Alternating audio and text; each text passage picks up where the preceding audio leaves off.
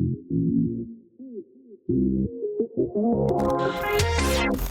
since I was a young and I was into rapping 20 years later and I'm still here yapping. Guess I got so much to say, so I'm trying to educate all of us. I hope together we can elevate. Time flies and our life is moving so fast. What's the forecast? Good vibes to be broadcast. So come and chill with me as we let the bad vibes blow past. This is Shout Out Podcast.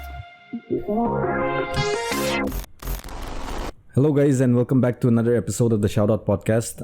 I have a special guest today and a special episode lined up.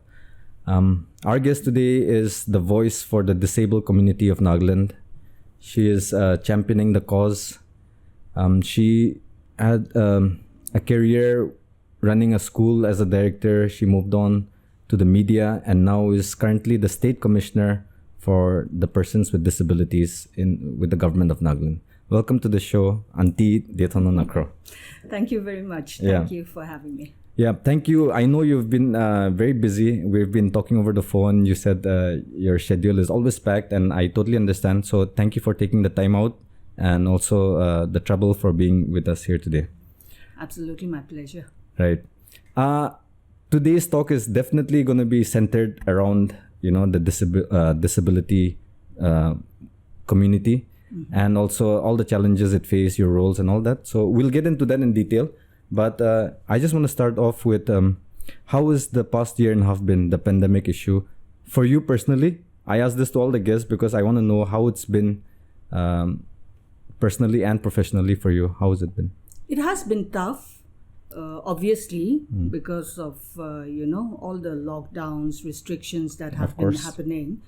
And professionally with our work and all more, that's the saddest thing. Many of the activities that we are supposed to carry out, the programs that we are supposed to have, we had to put all those on hold. Right. And particularly with the disability community, some people, they have been continuing with some of their programs and all, I know. Mm-hmm. But for us, it's also, again, more of a risk also because persons with disabilities and all, a lot of them, they have, underlying health conditions. Right. Bringing them together in a large group and things like that, it's more of a risk. So professionally, with our office work and all, a lot have been, disrupted. Mm-hmm. But fortunately, we are praying that this, things have eased now. The situation is getting better, and hopefully we pray that it will continue to get better. And we have started most of our, taking up most of our activities and campaigns and things like that. And so we hope to be continuing with that. Okay. Before we get on with the show, we always start with the shout out segment, which is a small thing. I told you about it. So I'll start it off and then you can have the moment after that to shout out. So this episode's shout out for me goes out to the Dimapur District Football League. This is, I want to shout out the young group of guys who have been, taking this initiative to start this league. It started last year or the year before, I'm not sure, but this is the second season and they're doing a great job. It's just a group of young guys who are doing it. So shout out to the entire team, shout out to all the teams that are participating, and to everyone watching, please do help out in any way you can by attending the matches, buying tickets or merchandise and stuff like that.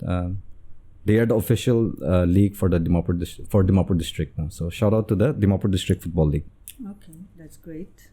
Yeah. Okay.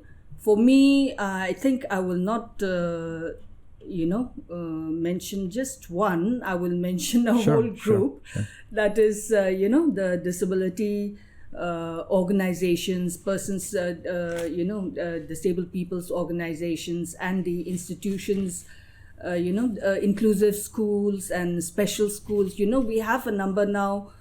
For a long time, Nagaland, we are behind people in the disability sector, no doubt. But slowly now, a lot of groups and individuals and organizations, they are starting to, start, a lot of services, schools and things like that. And many are really struggling also to keep it, going because they don't have funding from the government. Correct. They don't have funding from anywhere. With whatever they can, they are doing a lot of good committed work, So I would just like to mention them, and I know that there are a lot of people out there also who would like to do something, with the little extra that they have also, and they come to us also, to our office, to find out where they can help, in the disability sector. So if there's anyone who would like to help any of these, schools or organizations who are running all these kind of services, then they can approach us also, and we can point them out to different, organizations to help out if they would like to do that. So the shout out goes to the community. Yes. I think it's very interesting because the last episode I had Sashila. She's the proprietor of Hope, principal, and in her shout out also, actually, she gave a shout out to Keystone Group, who are this the group that they work with people, students with that need help, special help with learning. So I like that it lined up perfectly for this episode, because this is what we're going to get into depth today, right? With both physical and mental, but disabilities in general. Can we start off with you taking us back to your childhood and like how it was growing up for you in Kohima, I presume, obviously? Yes. I'm from Kohima, a native of Kohima, and so I did my education in Kohima, full,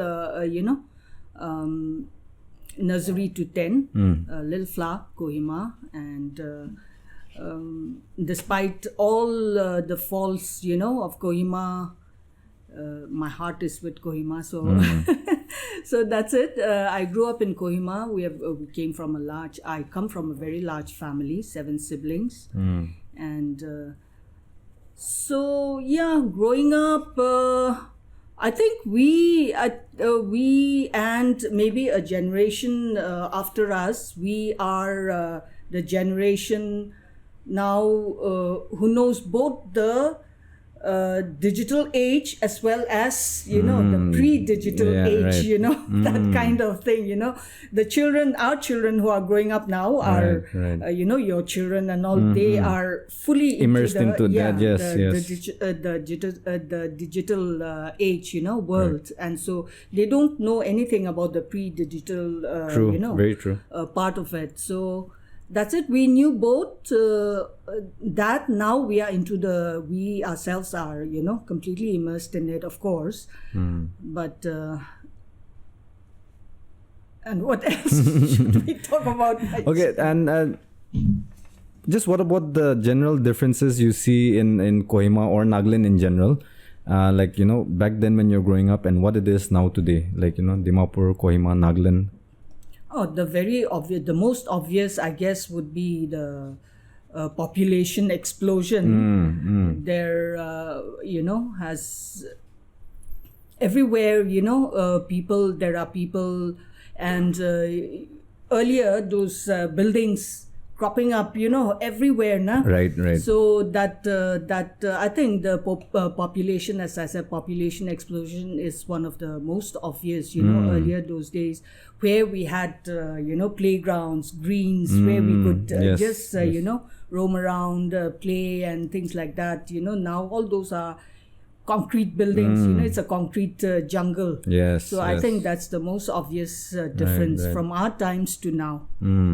I definitely feel that way also, because obviously we're from different generations, but even when I was growing up, it sort of felt like, obviously the population was less, but it sort of felt like everyone knew each other. It was such a small place. We grew up in Dimapur, but we felt like we knew almost everyone, and nowadays it's such a big world within such a small city or town itself, right? When you were growing up and in school, during those days, what were some of the things that you were dreaming about and to become, career wise? Me personally, right. I had a lot of dreams. I don't know. I think one was I wanted to become a doctor at one point of time. Okay. Become a doctor, so interested in the, medical world, the medicines and things like that.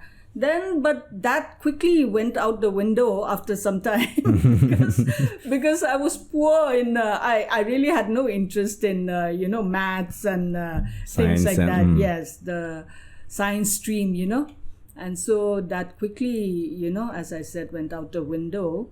And the teaching profession, actually, I was always interested in the teaching profession and wanted to do something on those lines. I wasn't even exactly sure that I wanted to become a teacher and things like that, but something along those lines, right? Yes, education and things like that. Yes, I was always interested in that. So in a way, you are sort of doing it now, although you're not teaching, but you are like the voice I of guess the, so. That's Right. nice how it's turned out. And prior to where you are now, you've had donned many hats in different careers. Let's start with the initial and how, because I found this interesting when you said your first job was from your college days. Was it when you got associated with All India Radio? And actually it was school days also. School days. So my the first thing that I thought of was during those days, because this was not a common field, right? The media. So what prompted you to sort of get into that? What fascinated you with the media that made you want to join that line of work? No, actually, I started off with the children's program in this All India Radio. I don't listen to the radio anymore. That's the saddest thing. So I don't know whether that is still continuing or not. They used to have a lovely children's program every Sunday, and so we and the All India Radio, the station earlier, the old station was close by, actually near our place in on the way to that New Market area. Right. So that's how. We used to run to this thing, and then we say that we want to take part in the children's program, and it was all very casual those days, because so few people, and these days so they make all these contracts. They call, okay, you come to take part, and all those days it wasn't so. All those formalities were also not there. We go, we want to take part, and obviously they have to give us some papers, we sign it and all, and so that's how I got involved in, me and my friends and all. We used to run and go and take part in the children's program, and then later on it went on to some all these radio lessons and all they used to have, so they used to call us, some of us, sometimes to read out some of the lessons and things like that. So slowly, like that, one thing after another, since I was already associated with All India Radio, then it went on to some other programs. There was one called the Morning Echoes, that was actually one of the first programs where there was live reporting, in All India Radio. So we used to go out, talk to the people on the streets on various issues and things like that, or even with the various departments and things like, if there is any particular thing going on at that time. So I anchored that. And this was when you were in college, done with college, or what was? No. That was I was in college at that time. For when that you were doing that morning echoes, okay. So when I come home for holidays and things like that, I used to do that. And then there was, of course, then the Western music announcer there. I got into that, then went into news reading. Yes, so like that, one thing after another. How was the experience working with All India Radio back then? It was, everything was so laid back, at that time, unlike these days. There was no rush, and everything was just, of course, All India Radio, we cannot, it's all kind of news reading also. It's just news reading, they compile everything, give it to us, and we read the news. It's not as if we are reporting on the, that kind of thing. So it's news reading means basically news reading itself. So it was not something very difficult also, of course. Did you see yourself getting into this like as a full-time career or media? Yeah. No, Actually, no. That was because you see, All India Radio. The way it works is they, of course, they have this regular staff and things like that. But usually, to all these Western music announcers, news readers, and for the various other programs and things like that, too, they usually take people on contract. Right, like freelancers, sort of. Yeah, that kind of thing. You get a week or 1 or 2 weeks in a month and things like that. So it was kind of a part-time thing for us before I got into something that that I really wanted to do. It was that kind of thing in the beginning with with school and then with college and things like that. Then after that, I came, I'm a single mother. I have a son. So after I came back, that time I had my son, and then I did not have a job. I was luckily, my mom was there, and then she was such a huge support, and my mom, my sisters were there.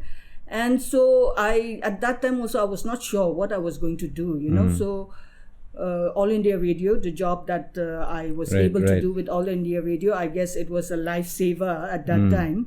And, I could do that and then slowly decide what I wanted to do. Right. So, take the time to really think about what I wanted like your to future, do. Yes. Okay. Yeah, that's interesting because after this, before you got back into media again, that will come to that with Eastern Mirror. But before that, you took this change in direction and you opened Alderville School. As in, was this your family together or how was? No. Actually, it was me only. Okay. That those days, my son was, it was about time for him to, go to start school and things like that. And those days, that was in 1992. And those days, so unlike these days, we did not have all these preschools, play schools. And it was not, there were some maybe, but it was not as common as it is today, And then I always used to think about the schooling system, also our education system, and then think about it. And I always thought that there was a better way to do it, instead of just getting your child admitted, then depositing them into a classroom and then suddenly bombarding them with their ABCs and 1, 2, 3s, and then start with their tests and exams and things like that. Right. So I thought, I'm sure there is a much more, fun way to learn, for our children also, So that I was interested in exploring that. So I used to discuss that with my mom since we were together at that time. My mom was still there. And so we used to discuss that. And then I decided to, a small one, let's start a small one and see how it goes, And so I started the school with very few students up there near our village, Science College area. Yes. So we started the school in 1992. And you did run it for quite a while as the director. You were from 92 till 2003, about 10 years. I was there. But 2003, 2002, I had 2002 actually. So about 10 years I was running the school. And I'm happy to say that it's still doing very well. Yes. But at that time, the schools in this side, in our context, in order for it to, it's a struggle to keep a school going, also a private school. Of course. Since I've already said about the disability inclusive schools, also, special schools. So same thing, no funding, no nothing. So we have to somehow find ways of surviving, and one of that is to keep on adding the classes, so that we have a reasonable number of students, and then we can, pay our teacher salaries, teachers, those kind of things. We get compelled to do that, so the school also, we had to start expanding like that, one step at a time. We had to move up. And as that, we started moving up 1, 2, 3, 4, 5, and so on. my interest in the big, right from the start was, to do it with a small group of of children, yes. like a family, and then be there, have fun learning and all those things. That was still going on with our nursery, class A, and that kind of thing, but then all these other the expansion issues, of all this, have come in, So there, I was not really interested in all that, and then so I sat down and thought carefully about it. If I'm really not interested in doing that, I should not be running the school, and then putting everything in, I mean, if I'm not going to be able to do it properly, then I shouldn't be there. Right. And so I spoke to my sister. My elder sister, she is, a fantastic educator. She has been one all her life also. So for some time she took over, she looked after it, and then in the end we decided, let's just bring in a group of like-minded people who are interested in education and things like that. So we formed a society, and now the school is run by so now the school is managed by that society, and it's doing very well, as I said. So it's not, we still keep the vision, the original vision of keeping it small, manageable, instead of making into those mega commercialized kind of this thing. So it's still small, but it's now up to class 12. Full-fledged. Yeah, shout out to Alderville School, right? Yeah, yes. I have some cousins who've been, studied there also. Okay. But you sort of answered the question that I was going to ask next was, while you were getting into this, and for a long time, that also a decade almost, 10 years, and what made you, and so you've sort of answered it because you felt like your passion was not there anymore, and that was after leaving. That is when you returned back to the media world, and you joined Eastern Mirror. So just tell us about how that phase of your life was. Yeah, so at that time, as I was ending that chapter of my life, the Eastern Mirror was starting, right? And of course, I was not part of the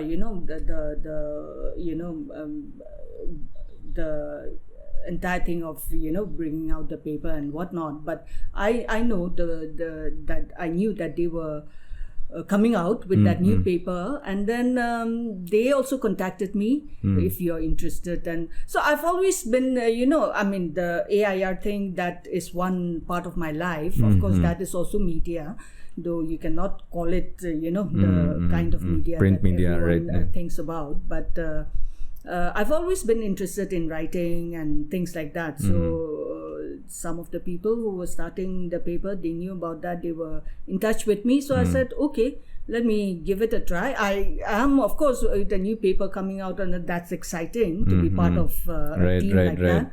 So that's how I got into it. So I was part of the original team that started Eastern Mirror. Right, yes. In the year 2000? 2002, yes. And while you were working, you joined as assistant editor. Yes. Right. So while you were working here was when you had met your accident. Yes, that's right. From 2002 to 2006, I was the assistant editor, and so I met with the accident in 2006, in April of 2006.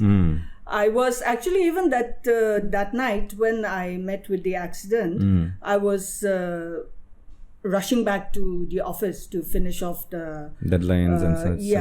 To see to the last minute whatever, so that, and to send off the paper to print. Now usually it's all late night work, as you know, media. So I was rushing back, and that's how I met with the accident. This is one thing that I appreciate, that you're comfortable talking about it, and I wanted to touch on this a little bit. We'll get into this, and because that leads up to where you are now and with what you're doing, right? So prior to that, you did rejoin Eastern Mirror, right? After this accident also, you did rejoin Eastern Mirror. For a little while you were editor. Yes. I had actually met you then, that time, for media sponsorship for the Nagaland Premier League. I remember. Yes. So you joined, but then what made you feel that you had to leave again the second time? Yeah, actually, yes. And I have to say that I was very fortunate that, after coming back, I was, with my disability. Eastern Mirror, they contacted me again. Actually, for me also, I thought now, I was thinking, what can I do? What should I do? I was trying to, get back into that thing, and it was Eastern Mirror who contacted me. So if you're interested, please come back. We need your this thing also, your services in the paper. So that way I was very fortunate that they reached out to you. The paper also, yes. So I rejoined as editor, and it went on like that up to 2013. And at that time, they were around 2013. They were making some changes, in the office and all, So I thought it was a good time for me also to get out of that, and to concentrate on, my advocacy, activism for disability, because it was not that I was no longer interested in the, in the paper or anything like that, but it's very difficult, to do anything else when you're in the media, because as I said, the timings are also full time. Yes. Yeah, exactly. Overworked, in fact, most of the. So, and I really I was trying even at that time, because by that time I was trying to do whatever I can through the media also, trying to create some, awareness and all. But I wanted to get full time into. People might not know, but then prior to that also, before leaving the Eastern Mirror job the second time and going full time into becoming an advocate and a speaker and championing the cause for this movement, you had already started prior to that, right? When you were working in Eastern Mirror, you were already, let me just recheck, but since 2008, I think, right? You were at the state level. Tell us what was going on that time? No, state level in the sense, at that time I was just trying to use the paper, putting out articles, and highlighting issues of the disability sector. We have so many issues and nothing was being done. So that was what I was trying to do. And telling my own story also in a way, then using the editorials also to highlight some of the. So you were using the paper as a platform to reach out. We'll just go back a little bit again because this is something I feel like should be talked about, and since you're comfortable, I'm happy that you're comfortable talking about the accident, and I feel a lot of people will be able to relate to this also in some way or another. So the accident was obviously a life-altering accident, and major enough that it left you quadriplegic, right? Yes. And can you just tell us about the experience that you faced post the accident? With what was going on with the mental state, like what depression I'm sure had to come into the picture somewhere, and it's a long thing to talk about, but please take your time and just tell us also like the challenges you faced, what the thoughts that were going on in your head, like what can I do now, all that. So as I said, it was in April of 2006 that I met with the accident, right? And it was at night. I was rushing back to office, and it was a total wreck, actually, my car. So most people, they are amazed that I managed to even survive that accident. So some good Samaritans, they picked me up, and I was alone driving the car. So there was no one with me. So some good Samaritans passing by, they picked me up, and then they took me to the district hospital in Dimapur. So I was very disoriented and things like that. And when I woke up, I somehow managed to give my the phone number of some of my family members here, my brother, and also they managed to, they all rushed down. And so, from there, I saw all these doctors and nurses hovering around me and things like that. So I kind of knew from the beginning, that it was kind of serious, though I did not know exactly what it was, So finally, the next morning, I was taken to Zion Hospital and, excuse me. So there we did some other tests and things like that. And then I was told that it was a spinal cord injury. And so it didn't come as a big surprise that it was, kind of serious, as I said, because I already kind of knew in my heart that it was serious. But then, of course, though it was not a surprise, it still was very tough, to hear that.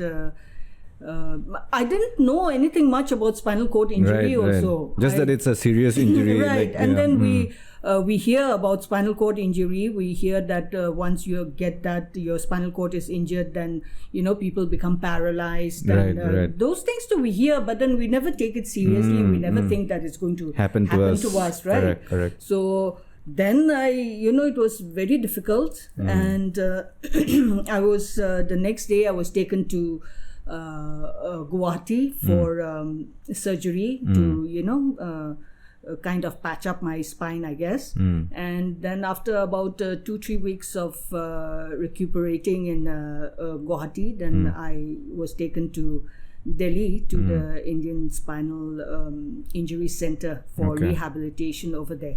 So I was there for several months in Delhi. And so, in the beginning, I was totally paralyzed from my neck, fully paralyzed from my neck down.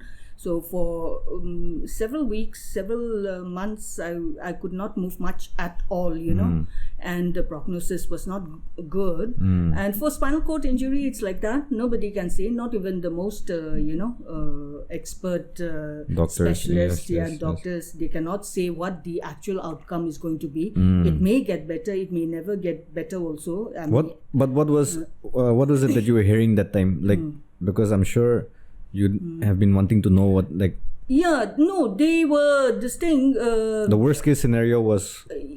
that's...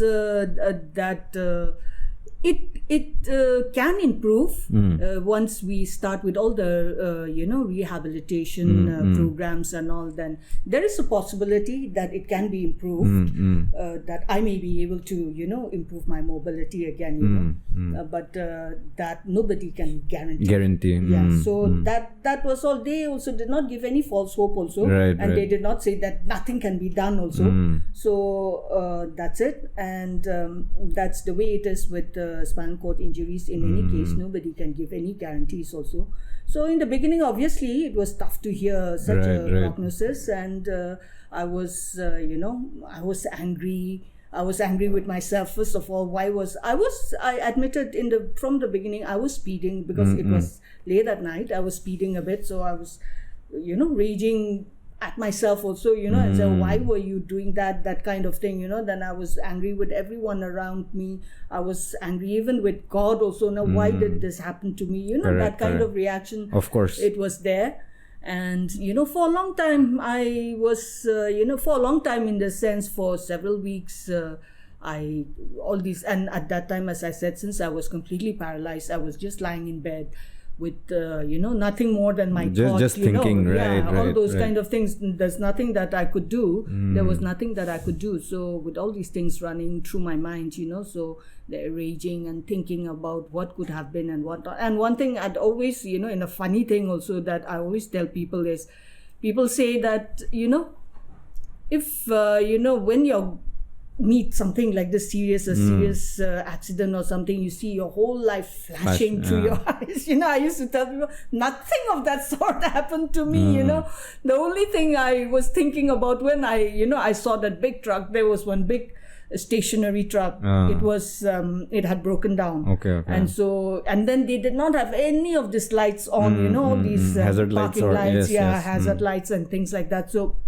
And there were no street lights also in that portion. So it was only when I was about to hit, the truck that it loomed out of the, dark, that completely dark, night. So at that point, the only thing I was thinking about was mundane things. Okay, if something happens to me, what's going to happen to my office work kind of thing, So I used to laugh about that. Of course, I thought about my son.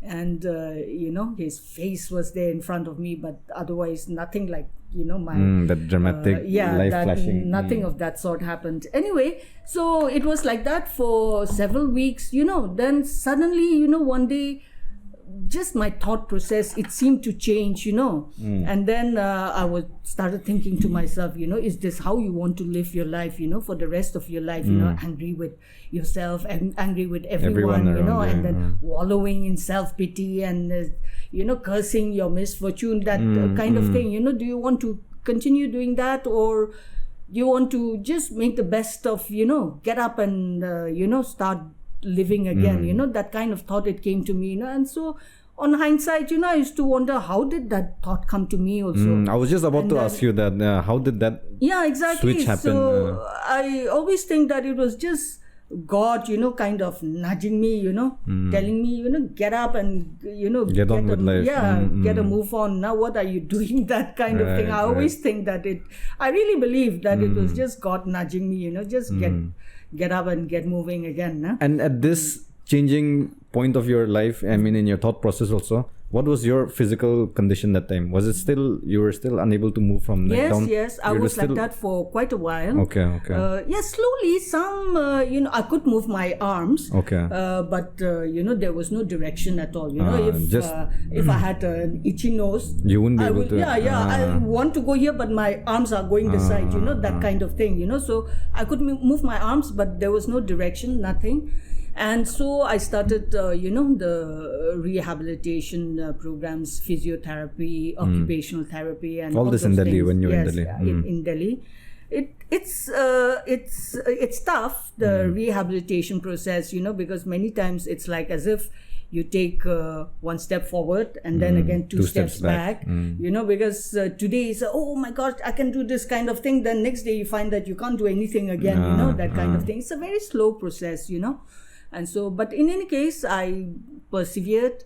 I, kept at it, okay, whatever I can do. Now, I knew that there was, a lot of things had changed. I was going to have to, adapt to a lot of new things, Correct. And, but I was determined, and slowly, in the beginning, I did not have any sensation also in, many parts of my body. So slowly, a little bit, when people touched me, I could slowly start feeling, and slowly like that. And then in the end, one day, finally, I could sit up on my bed. And then, stand up also again with my walker, stand up straight, upright, standing up upright also after months in the bed.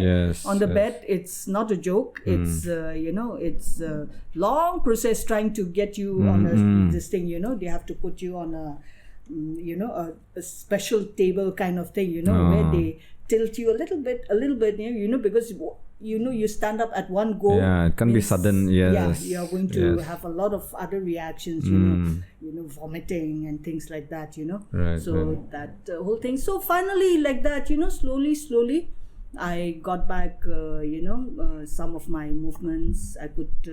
I got my grip back. So that was one very good thing. All my fingers, fingers and my legs, obviously, it does not, my mobility is difficult. And but I'm able to grip, things, eat by myself, do a lot of things which doctors, are thought I could never be able to do again, Okay. Like you said, you went through that phase of just hating, being very bitter, and that self-pity, and then suddenly that switch happened. When was this moment where you started to realize that you wanted to become an advocate for this community and the disabled community? And when did that happen, that you wanted to get full time into it, although you first, again, like you said, rejoined Eastern Mir? But when did that happen? No, see, so after months of rehabilitation and things like that in Delhi, then I was able to finally start moving a little bit, things that my hands, my legs and whatnot. And so I felt that I was ready to come back home also. And people would some people would find it even strange also. Actually, I was kind of excited also, as if I was starting this new journey. A fresh chapter, Right. Then okay, fine. Now that's the past. Now my other life, that's finished with. I'm going to start this new thing. So I was kind of excited also, and then having a lot of plans. Okay, this, I'll do that, I'll do this, and that kind of thing, Then I came back home. Now there were a lot of adjustments, obviously, Of course. that I had to go through. And in any case, so slowly I settled in back home. Luckily, after this thing, I've always been so appreciative of a big family, a good support system, right. that I'm very fortunate in that I have a great support system in my family, my brothers, my sisters, my huge, brood of nieces and nephews and things like that. So I was with one or the other all the time, so I settled back into home life and things like that, Right. And then I slowly started realizing, that where are the disabled people in our society? Nobody talks about them, nobody hears about them, Yes. They're kind of invisible, and then I also started, getting kind of That same feeling that you also were. yeah, I basically invisible, and it's everybody was treating me with such kind of pitiful comments, and like as if my life is over, Right. and then sometimes I have a very good circle of friends also, and very fortunate that way. They have all been very supportive, but sometimes I began noticing, that we were having that one, but we knew that you couldn't make it, so we didn't call you, that kind of thing, Right, so right. then how do they know that I can't, they're just assuming, not that just because I'm a disabled person now, that I have a disability, they think that I can't do this, that I can't go here, then I started observing all these things, and then just making my own studies also, and trying to find out, and then talking to people. There are a lot of people, non-disabled groups also, who have been in the sector for doing a lot of good Yes, work also for a yes. long time, and so started talking to other people also to find out exactly what's going on, what's the situation, and then I felt as if, at that time, with all these things happening, it was, as you have already mentioned, it was a life-changing event, the accident, and so, but I felt, and at that time, I had so many questions. Why did this happen to me? And all those kind of things, so I felt as if all these questions were being answered at that time, because God really does not do anything by accident, but Right, there's right. always, and I'm a strong believer, that everything Happens that happens for- to a person happens for a reason, for there's always a purpose behind everything, so I felt as if, this was the purpose, of why I was given this, it was an opportunity for me to do something, be a noisemaker, for the disability community, Right. I think everyone should be very proud of you, especially people from that community, like having, like you said, it was very quiet and very invisible, the community as a whole, and having someone being such a outspoken person in this, and getting the voice heard and trying to amplify it as much as possible, it is very important, and I think they're very grateful. They should be very grateful. I mean, I think it's a very nice cause. I want to get into this whole chapter now of the disability, people with disabilities, and let's start with something, because I found this interesting that you said you want to talk about some pet peeves and the basic etiquettes, because I feel like we just discussed about this, but I feel that it sounds like a minor issue and like a trivial, like the etiquettes of how to call them or this, but these are the things I feel affect more personally, because it's happening on a daily basis. It's not the major thing. So just tell us a little bit about starting from what you like how you hate to be called like this or that, so exactly, so disability etiquette, it's basically about knowing how to behave around, persons with disabilities or what to do, what to say, because I myself have experienced this, many people, they feel very uncomfortable. They don't know what to say, am I doing this right? Am I doing that right? That kind of thing, so it's good to talk about these things, so that, and many times, even with the best of intentions, people make mistakes. Exactly. And then, which may, cause some kind of discord also between among people, or things like that, or even harm, cause some danger to persons with disabilities and things like that. So that's a good thing to talk about. So so disability etiquette is basically that, about knowing what to do, what to say, how to behave. So there are many, numerous. We cannot, of course, go into all that in one sitting. Yes. But just some few main points is, talking directly to the disabled person. Many people see, for me, example, I use a wheelchair. I'm a wheelchair user. Then, because see, I can very well live independently if our environment is accessible, right? But because I can do basically everything. I can go and do my own shopping. I can go to the office, do my own work, everything. Right. But the problem is the environment Accessibility is so and, inaccessible, Correct. I always have to have some companions, my assistants with me, Right.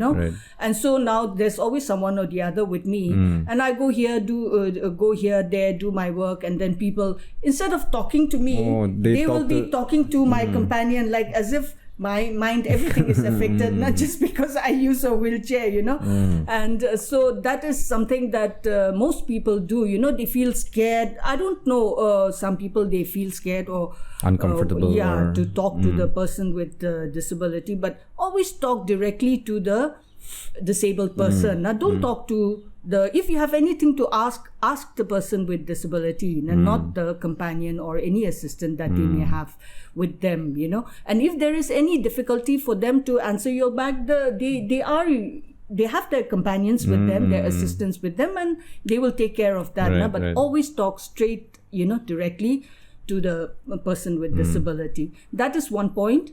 Then, now I have to think about it. Now, the second one is about the name, like being called, like how you mentioned this earlier. I think this is something that, because even I sometimes don't know what to, how are we supposed to be calling people with disabilities? And like you said, so many people trying to be politically correct, or in the, coming up with all these other terms. Right.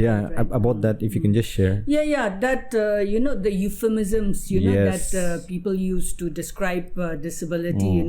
There are so many pretty words that people like to put on disability. Like as if disability is a bad word, or something wrong, with disability. Right. So, like for example, differently abled, then special needs, then even ridiculous ones like disabled, differently abled, put joined together, disabled, those kind of things, or handicapable, those kind of things. Then in UAE, people with disabilities are called people with determination, that is something so silly, actually. Right. So why we in the disability movement, internationally, globally, why we, if some people in the disability movement itself, also disabled people themselves, they prefer to be called differently abled, and all that is fine. If that is the way you want to be called, then that's fine. But why we just don't encourage this euphemisms is, it's like trying to put a positive spin on, on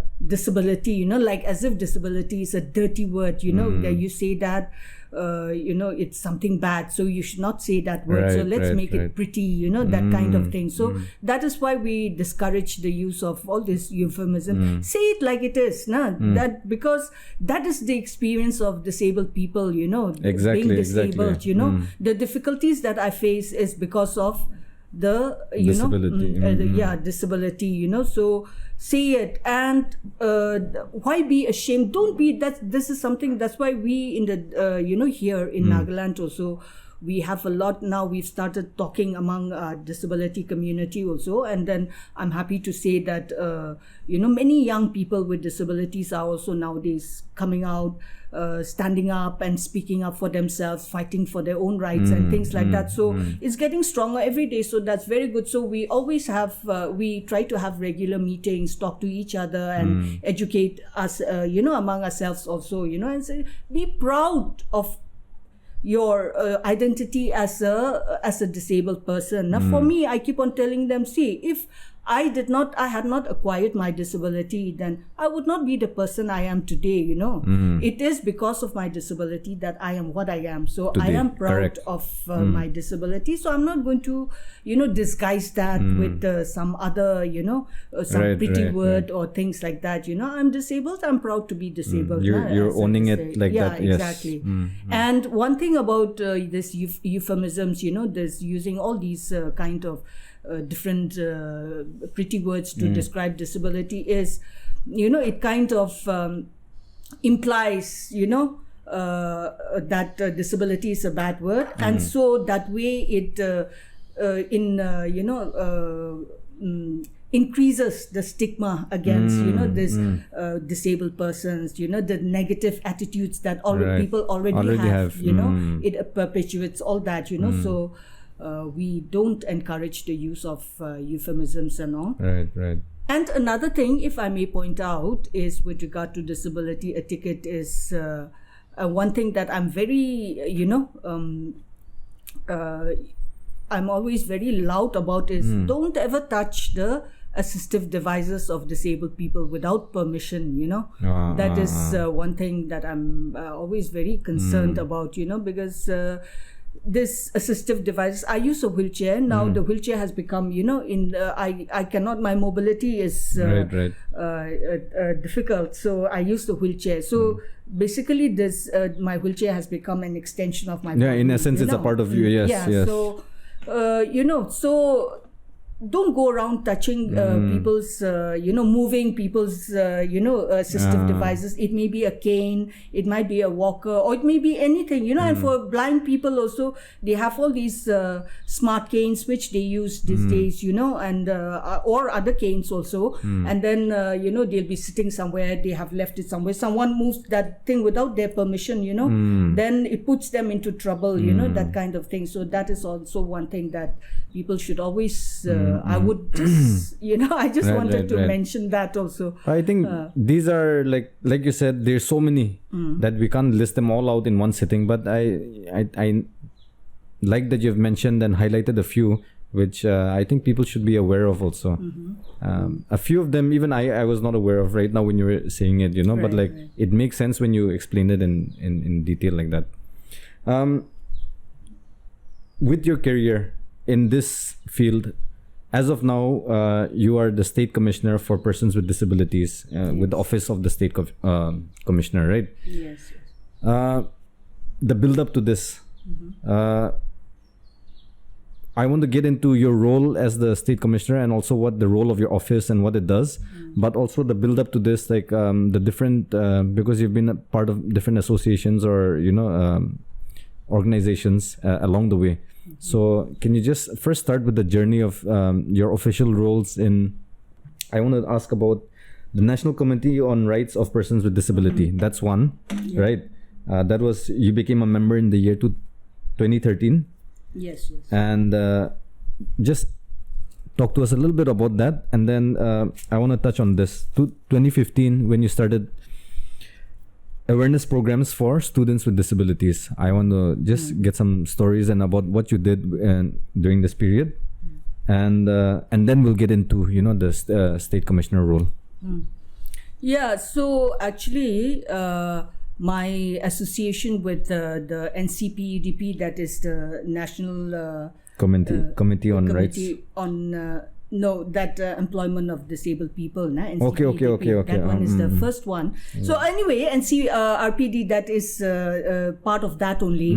So see, I also, like anybody else, me also, I did not have much knowledge at all about disability laws, disability rights, and so on. Looking back, it was disgraceful, my lack of knowledge also, and I feel quite ashamed also when I think about it. I had really no idea, so I also had to do a lot of studies, educate myself on all these things, and then get in touch with people. I wanted to see what are the things that we can do here at the state level also. How do we start advocating, and also we had to get and it was best to get in touch with people with disabilities themselves. So this NCPEDP, it's a cross disability organization, and it's quite strong, and it was led by Javed Abedi at that time, who sadly passed away just a couple of years ago.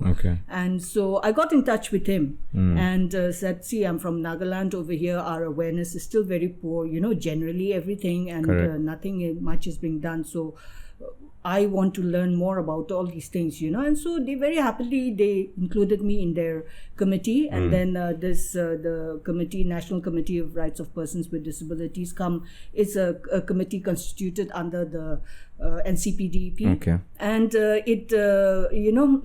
it consists of disability leaders from all parts of the country, and so we meet at regular intervals to talk about the various issues that are there with regard to the disability community, any laws or any advocacy that we need to take up, at the national level or at the state levels also. So that's what we do.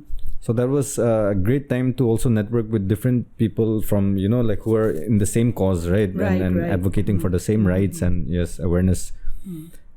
Moving on, the 2015, when you were working with the awareness programs for students with disabilities, this was specifically for Nagaland, I'm sure. It was not with students for disabilities. It was students in general. Oh, just students in general. Okay. So at that time, because we have to start with the young people. The more awareness we create among the younger generation, are the young people, our college students. It's always if we want to bring about any change in our society, then it has to start with the young people, So I got in touch with some colleges, and that was how I started this program, time to time. If as per their convenience and things like that, I would go and hold some talks with the students, talk about disability in general, disability rights, and the things that each person can do in their at their own level and things like that. And that was what I did. I'd actually mistook this for thinking that it was students, but this was more about the awareness program, highlighting with students, right. And then obviously moving into your current role, 2019 you joined as the state commissioner for persons with disabilities. So I know you, and I know about the office and your the role that you play in there, your designation, but a lot of people might know about it, but they might not know what it actually does or what you actually do. So I want to let you use this platform to talk about the things that you are currently doing, planning to do, the difficulties you face. I'm very happy to do, and I'm really happy that I'm really getting this opportunity to reach out to people also with regard to the office, the responsibilities, the duties. The office of the state commissioner basically is a monitoring body, And so what our main duties are to monitor the implementation of the various laws, the provisions of the Rights of Persons with Disabilities Act 2016. That is the overarching legal provisions for persons with disabilities in India. And so that is the main role. One of the main roles is to, whether it is with the government, because this act, it does not cover only the government. It is to do with the private sector also, the corporations, the businesses, everything.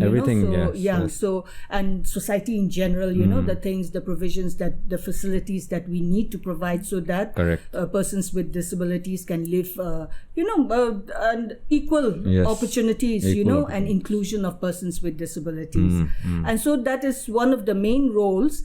And it is also a civil court. Our office is a civil court. So now we can file legal cases, legal notices against anyone, people who are violating the rights of persons with disabilities, or not following the law, is not implementing the various provisions. We have started functioning as a proper court since 2019 actually, and but because of the pandemic, COVID situation, as with everything, it was disrupted for a while, for some months. But we have started again, and so what needs to be the way we function is, anyone who feels that their rights have been violated, or that this department is not doing the right thing, they have not done this or they have not done that, then they can come to us, they can file a complaint with us, and then we'll look into the case and see the merits of the case, and whether to take it up. That's right. And then we talk to both parties and whatnot, and then we, of course, we will issue some notices, legal notices where necessary, and call a hearing, summon the parties also for a hearing, and that kind of thing. So anyone with any kind of grievances, complaints about anything, they can always approach our office for this. Okay. With these grievances and complaints, what are some of the common ones that happen, just for people that, because I get what you're saying, but I'm trying to figure out what would be a grievance common. Yeah, for example, just recently, just last week only, we heard two cases, and just before I came down to Dimapur. So one was to do with the driving license of a young man with disability, locomotor disability. That is, which is locomotor disability is with the mobility. So he has locomotor disability, and he was denied a driving test. And so actually under the Motor Vehicles Act, there are some provisions there where I myself can drive, actually, though I can't walk, I can drive, but I can drive a modified and adapted vehicle. With the auto transmission and things like that. Obviously, for me too, I will need that. But there are some who can actually absolutely even drive regular vehicles, despite, some disability that they may have, So this boy, he was given a learner's license for a regular car. And then he was denied a driver's license to apply for a driver's license because of his disability. So there were some anomalies there, and we heard the case, and then we of course found out that there was some miscommunication, a communication gap between the department and the person concerned. So we managed to settle that. So those kind of things, or maybe you're in your application for a job, when you're applying for a job, and then they discriminated you because of your disability. Disability, simply on the grounds of disability. Then those, they can come to us. We'll take it up. Then accessibility issues also, because the government also, and even the private sector, as I said, they are supposed to provide accessibility, be it the physical environment or other technology, reasonable accommodation. That is what we call, nowadays a lot of technological advances also have been made, where it makes it easier for, blind people to read and, that kind of thing. So if people are not giving the reasonable accommodation to people with disabilities to get their work done, then they can file a complaint and we will take it, because it's there in the law. The government, the society, the community, we are supposed to provide it, and if it's not being done, then they can file a case with us, a complaint with us. Yes, this thing about accessibility. Can you just explain to us in a little more detail about what the government should be doing in the sense of making places more accessible, and like you said, because it's part of the law, right? So what does the law require for the government to do, and also some maybe cases of some businesses, like a business establishment or office, private, not government. What are they supposed to be doing, providing? Can you just See, there are three sections, okay, for accessibility. One is the physical environment. Right. The Another ramps one is the information and technology, communication, information technology, communication that has to be accessible. And the other one is transport. So these three have been clearly stated in the Disability Act. And so obviously with the environment too, we are talking about ramps, we are talking about lifts, that is the making the physical environment accessible, so that we can enter a building. Then inside the building again, it has to be accessible. Then we have to have accessible toilets, because for a person like me, I cannot use a regular toilet. It has to be an accessible toilet. This side, our people, we still feel so ashamed to talk about those kind of things. So we don't talk about it, and then nobody provides also. And then we go. For me also, every time I'm invited to something or somewhere, I have to always make sure, do you have this or not? Do you have that or not? Then only I can make my plans, of going, somewhere. So physical environment, it's clear. That's it. The ramps, the lifts, that should be there. Then secondly is as I said, information technology, that is making websites and other information that is put out accessible. So that's it. So website there are guidelines to make websites accessible. So those kind of things. Then transportation, public transportation, making public transportation accessible. So overall, how, not to bash the government or anything like that, but how would you say we're coming along in this field of accessibility? We are very, very far behind. That too, it goes without saying. I think disability was such a neglected sector, for a long time. And this, like we said, is not just the state; it's the country in general. In fact, globally also, right? Yes. Everywhere. Of course, advanced countries and also they are way ahead of us. But still, there are many things that still needs to be done everywhere. And in India, obviously, there are, we are very, behind other people. And then again, coming to Nagaland, it's of course very poor. So, but one good thing is that awareness has picked up. People are becoming more aware, and then on top of that also, there are a lot of court orders that are coming in these days, because they are not making it compulsory. Yes. So they are being forced to do it, which is a good thing, but which I keep on telling everybody also, see, we should not be waiting for court orders. Let us do it. We know that we have to do it, and it's the right thing to do. It's not even about the law or anything. The law is there to guide us, but it's actually, you are excluding an entire section of the society, when you don't make a building, accessible. When you don't make education inclusive, then all the children with disabilities, they are unable to get an education. So you are excluding an entire section of the society. So it's actually about just doing the right thing. It's not even about the law. So that's what I keep on saying. On this note, I want to just talk to you a little bit about this, because the audience, see, for me, I had no idea. So I asked you, and then now I do know. But the audience, I'm sure most of them won't know also.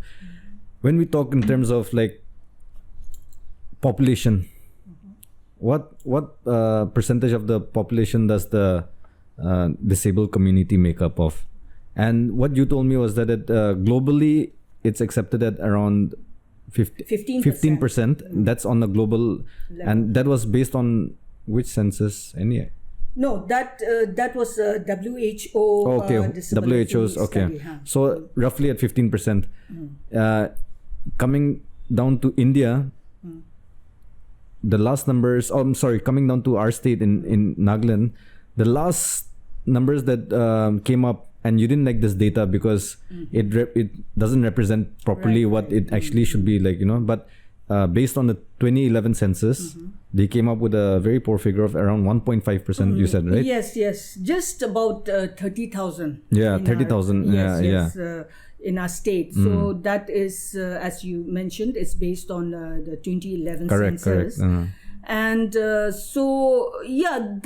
is the figure that we're still using, because now it's only now that the new census is going to be taken. Yes. So hopefully we will be able to work together with the census department and make a better job of it. But to begin with, it was an underestimation even at that time. When it was taken, I think we can say with certainty that all disabled people were not counted properly. Now the second point here is that was taken in 2011. And now 2016. The new act has come out in 2016. Disabilities Act, yes. So the new under the new act, more disabilities have been specified. Earlier there were only 7 that were mentioned. Please just explain this a little bit also, because I was asking you this earlier, right? What exactly comes under the specifications of the old one and the additions of the new ones under the 2016 Disabilities Act? Yeah, so the old one, they had only about 7 that were mentioned, and now in the new one, it's the specifically mentioned conditions are 21 in number. But there's a lot more than that, because the specified disabilities, they can be grouped into 5 major categories, like locomotor. One is locomotor. Here we are talking about movement problems and things like that. Then secondly, one is intellectual and developmental disabilities. Right.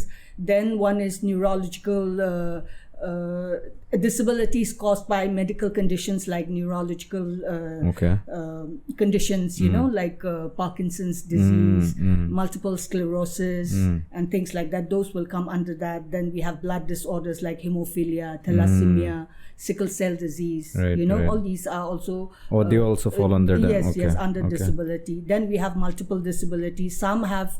more than physical, mental, or just more than one. Yeah, more than one. Some are deaf and blind. Yes, so you can just imagine all the the communication problems that people who are deaf and blind. So multiple disabilities are there. So numerous. So 21 are specifically conditions are specifically mentioned under the act. But when you actually think of all the kinds of disabilities, that there are numerous disabilities that come under this 21 disabilities also. Yeah, that's why I feel like, I honestly feel like this is something that needs to be talked about much more. I feel it's all with awareness. Like you were talking about like how it starts with awareness, and like that's why you did that program, awareness programs back in whenever it was with the students. And I feel this way for all other issues also. It has to start with awareness. We have to be informed and educated about the issue at hand. Then only we can be sympathetic or understand or whatever it is, right? So the audience must know that that 1.5% of our population being from the disabled community is, anyway, we know that's off. That number is off based on the 2011 census plus so many other factors. But if you just look at take it as a thumb rule of the global census that was done was 15%. If that's 15% of the world population being of this community and being a marginalized section of society is very unfortunate. So I think using this platform, we're just trying to do that, give you a chance to speak. I'm learning so many things also, because I am sensitive to this issue, but I must say that very uninformed. So on that note, I want to know some of your future plans with your current role as the commissioner, state commissioner, and also your office. Like, what are some of the things that you're planning to do? What are some of the things that you're currently doing right now? Maybe whether it's with awareness programs or projects or whatever it may be. Like, can you just highlight some? I totally agree with you. Awareness is one of the main things, one of our main programs. Right. Because we can talk about various laws, we can talk about this, that, you need to do this, you need then. But if people don't know why they have to do it, why is it important to do this, then it's never going to be done properly. So the main thing is to educate people also on why these things need to be done. Why is accessibility important? So awareness programs is one of the our major programs, and now from next week we will be carrying out a districts tour also again. That was planned actually earlier, but because of Obviously the pandemic again, we always go back to the pandemic, but it was disrupted. We couldn't do that, so end of October we are starting one again. Statewide district tour.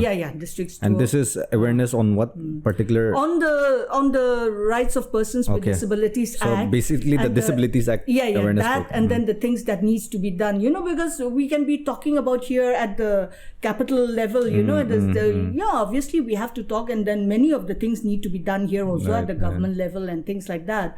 But it's at the districts level, in all the nooks and corners of the state, that people have to be aware, officials have to be aware, they have to be putting things into place, in all the, as I said, nooks and corners of the state, so the more awareness we create, in all the districts, the better for everyone, that is one program that we will continue doing. This is not the one and only, but we'll be doing that, and we'll be carrying out other campaigns also.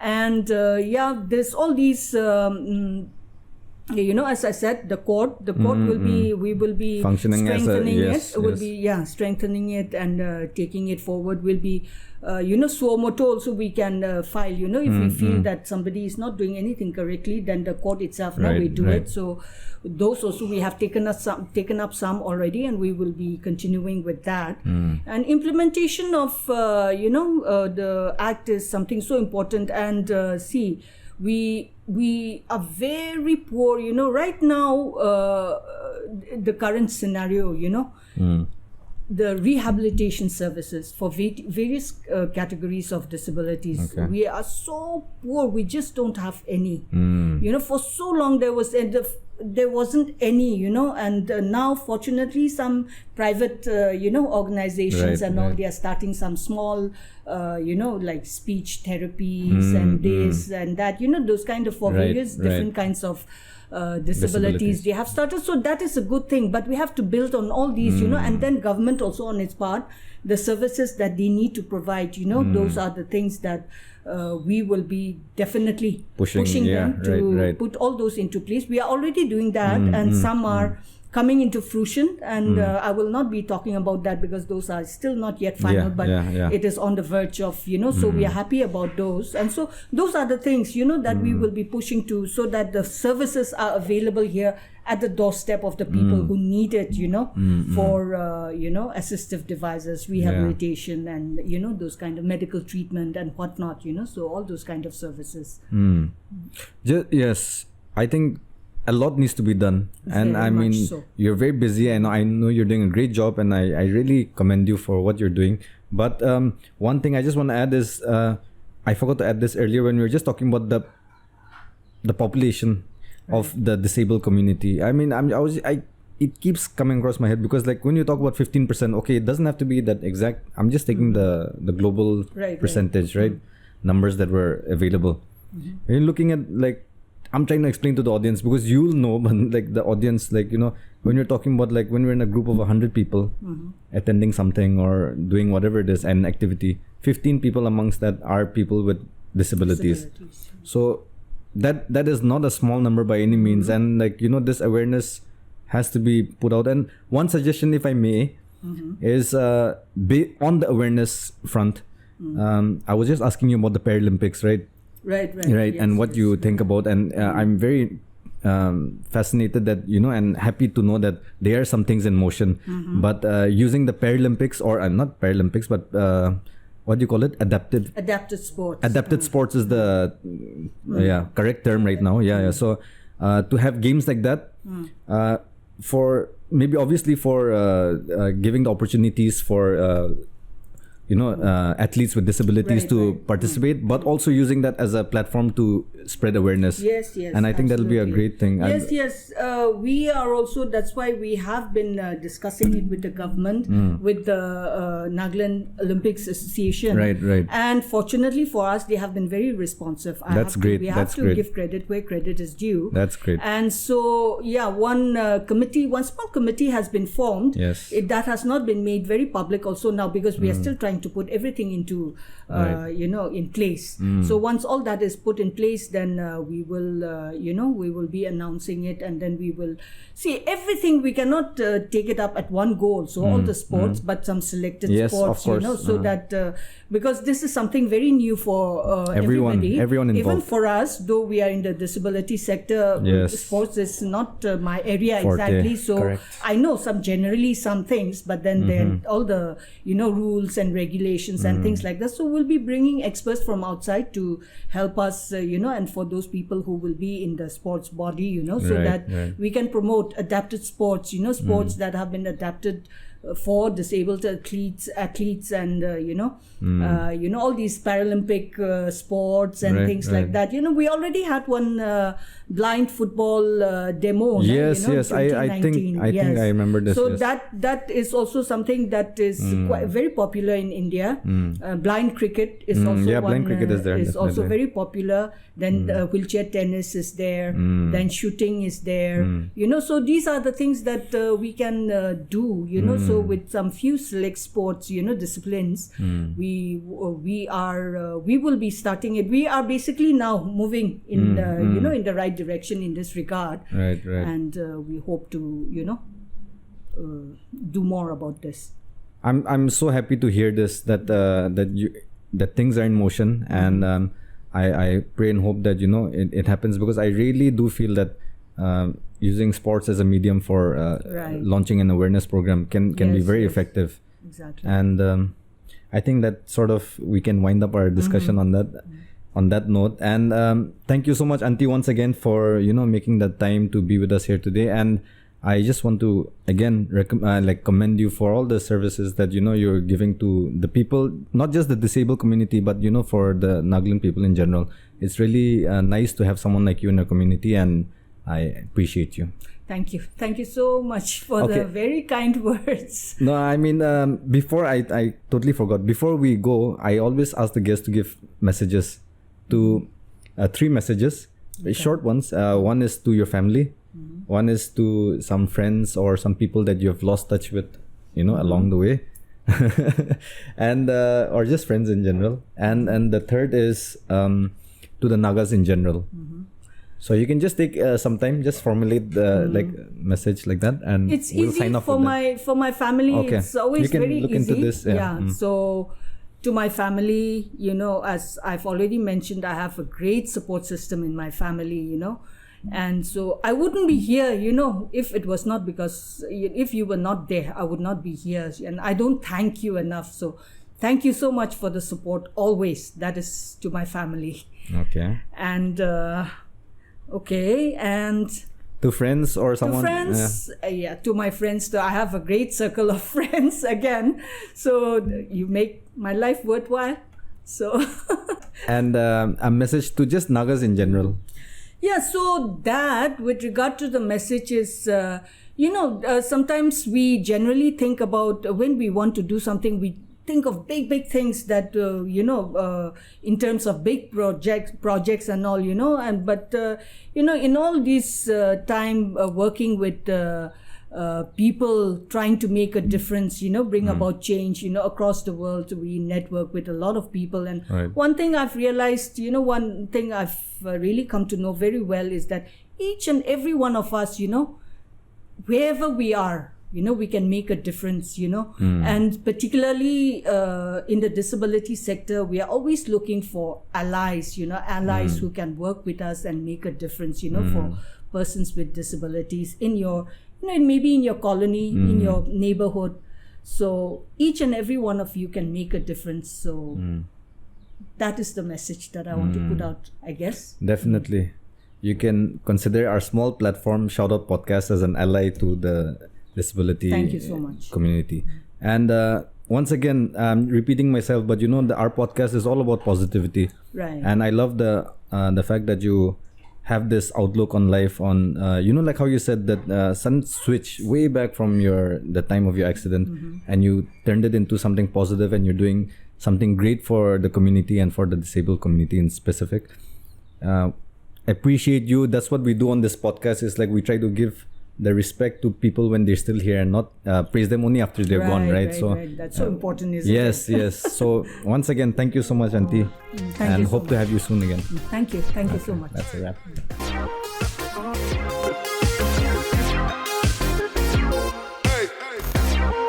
Hey.